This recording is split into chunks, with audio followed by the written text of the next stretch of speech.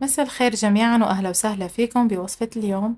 رح نحضر فطاير بحشوة الجبنة، بتمنى تتابعوا الوصفة للنهاية وخلونا نبدأ بطريقة التحضير.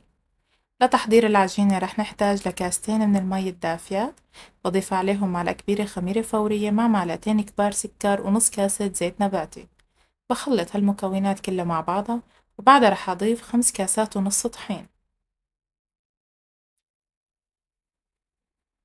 هلا هون ضفت الطحين وببدأ بالعجن لوقت ما تتكون عندي عجينة طرية ومتماسكة.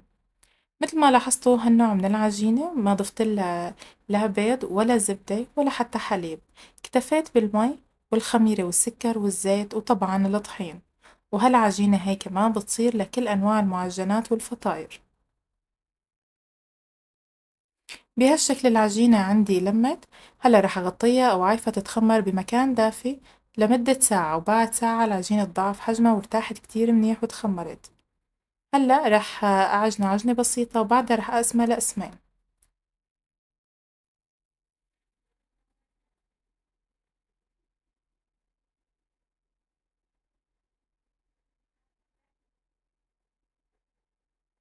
بهالشكل قسمت العجينة لقسمين.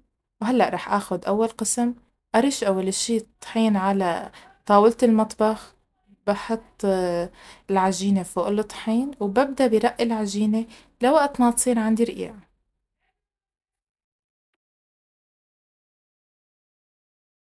هلأ بلشت اني ارق العجينة بالشوبك بهالشكل هاد لوقت ما تصير عندي كلها بنفس السمكة ورقيقة.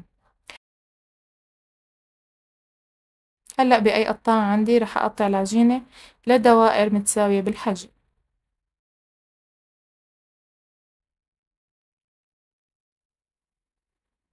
بعد هيك رح أبدأ بحشي دوائر العجينة بالجبنة. الجبنة اللي استعملتها جبنة بيضة مع جبنة قشقوان.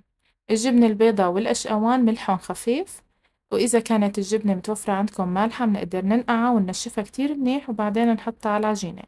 ضروري كمان العجينة ضروري كمان الجبنة ما نحطها إلى مي، يعني إذا كان إلى نوع الجبنة إلى مي نصفيها من المي وننشفها بمحارم المطبخ، وبعدها نحشي الفطاير فيها.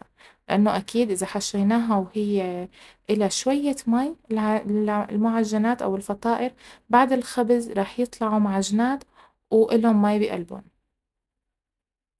هلا رح أسكر الفطاير بهالشكل هاد، برد الطرفين وبسكر الأطراف وبحطهم على صينية الفرن.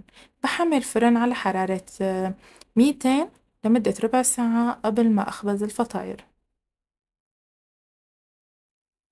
طريقة التشكيل مثل ما لاحظتوا سهلة، ما بتاخد كتير وقت، مجرد إني حشيت الجبنة وسكرت الأطراف وحطيتهم على صينية الفرن.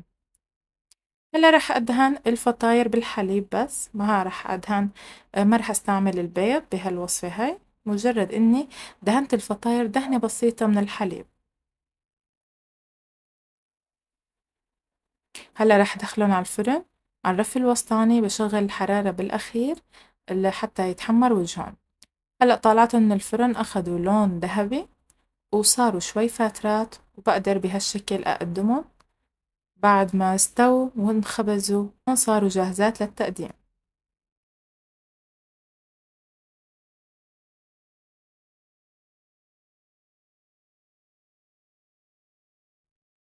بهالشكل بكون وصفة اليوم صارت جاهزة معنا. عملنا الفطاير السورية بحشوة الجبنة بطريقة سريعة بطريقة بسيطة، ما أخذت معنا وقت كتير. العجينة ما حطيت لها أبدا لا بيض ولا زبدة ولا حتى حليب. عجنت العجينة بطريقة سريعة وحشيتها وخبزت المعجنات. إذا عجبتكم الوصفة يا ريت تشتركوا بالقناة وتفعلوا زر الجرس ليصلكم كل جديد، وبنلتقى بوصفة جديدة إن شاء الله.